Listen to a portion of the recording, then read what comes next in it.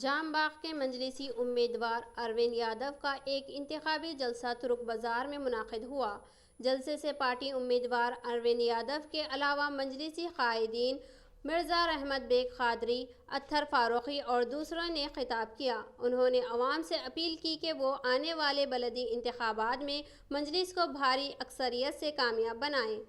انہوں نے کہا کہ مجلس ہمیشہ عوام کے درمیان رہنے والی جماعت ہے اور وہ بلا لحاظ مذہب عوام کی خدمت کا ریکارڈ رکھتی ہے۔ جلسے میں عوام کی بڑی تعداد شریک تھی۔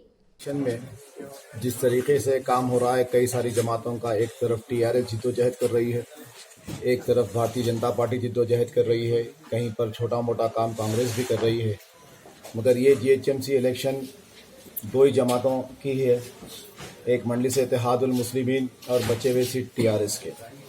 یہ بھارتیہ جنتا پارٹی کے بڑے بڑے لیڈرز دلی سے آ رہے ہیں گلی الیکشن کے لیے۔ گلی الیکشن میں اس لیے کہہ رہا ہوں کہ یہ GHMC الیکشن میں عوام کے جو ہے بیسک پرائمری پرابلمز کو سالو کرنے کی لیڈرشپ ہے۔